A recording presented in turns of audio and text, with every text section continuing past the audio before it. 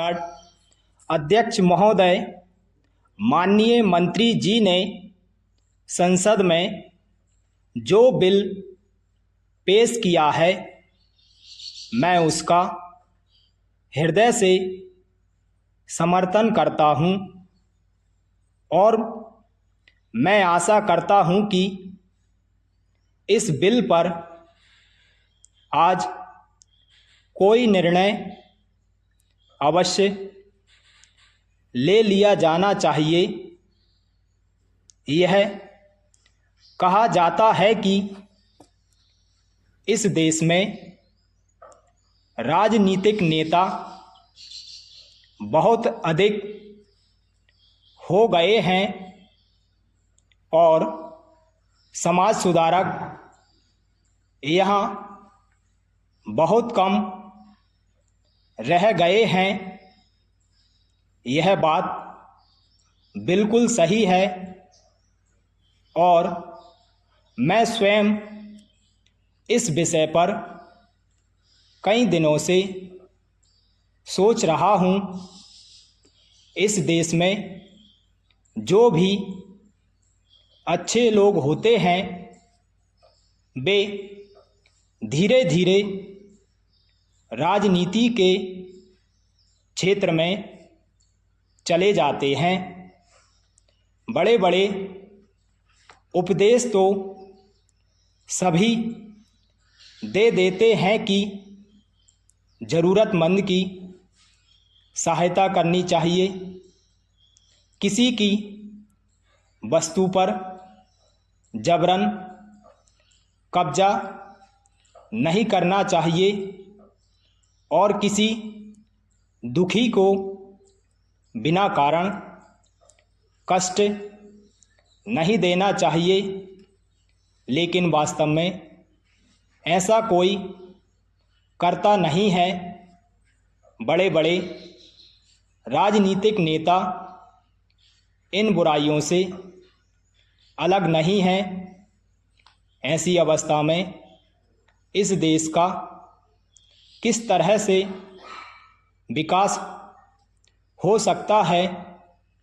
दहेज प्रथा के विषय में भी मैं यह कहना चाहता हूं कि कोई भी गरीब या अनपढ़ आदमी दहेज नहीं देता है। देश के सब बड़े नेता, सभी बड़े कार्यकर्ता और सभी बड़े समाज सुधारक दहेज देते हैं। ये बड़े लोग कानून की परवाह भी नहीं करते हैं।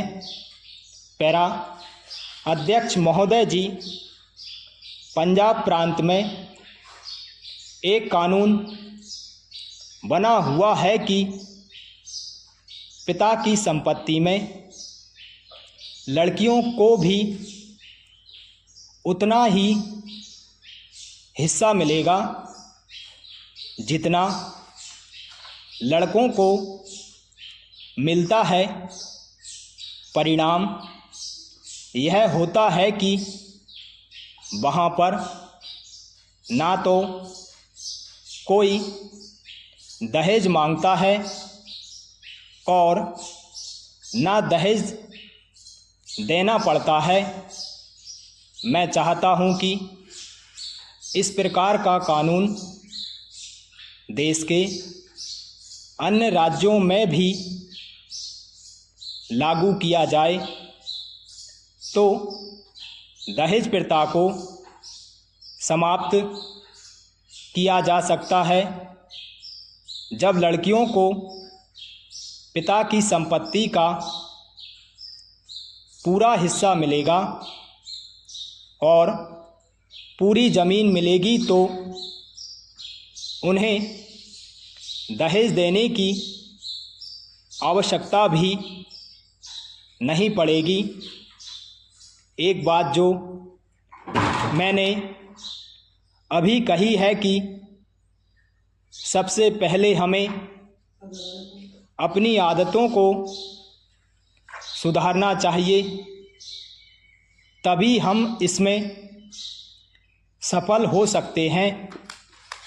अभी माननीय सदस्य ने जो सुझाव दिया है कि दहेज देने की एक सीमा निर्धारित कर देनी चाहिए, इस संबंध में मेरा विचार यह है कि दहेज की कोई सीमा निर्धारित नहीं होनी चाहिए।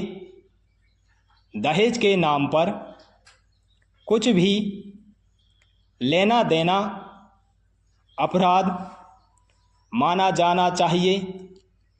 दहेज प्रथा को जड़ से ही मिटाया जाना चाहिए।